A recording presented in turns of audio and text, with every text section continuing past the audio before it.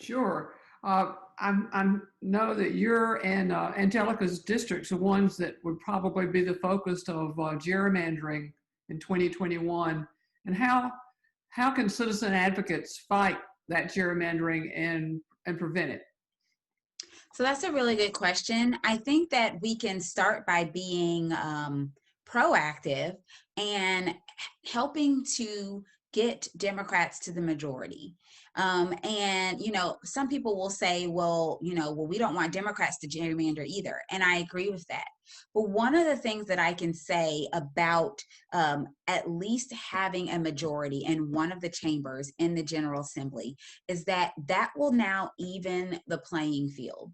We will not have one party having control of every part and step of the process without there being any checks or balances on that process. So this election and getting Democrats elected is the first proactive measure that we can take to fight redistricting, especially when we're dealing with redistricting, the first redistricting after the gutting of certain provisions in the Voting Rights Act that could make redistricting even more, or gerrymandering even more egregious than it has been in the past with no repercussion.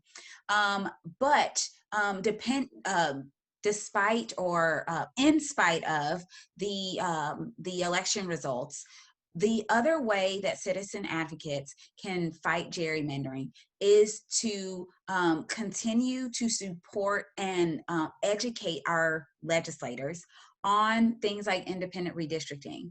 One thing I learned very quickly when I got to the General Assembly is that no one is an expert on everything.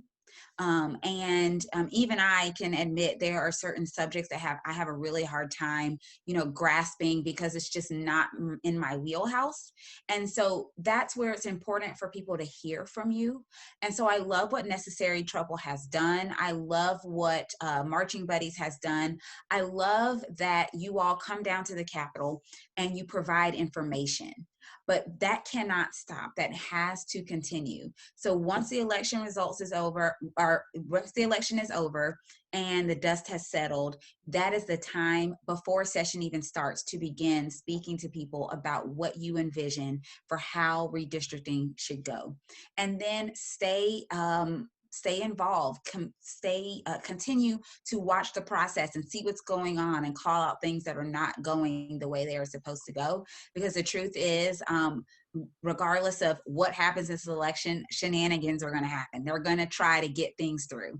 And so that is where the watchful eye of the citizenry is so important. And so I hope that answers your question. But yes, we really just need everyone to be in the fight. And to pay attention and again get those Democrats elected so we can at least stop the all-out assault that the Republicans will try if they have control of the governor's house or the executive branch and both chambers of the legislature.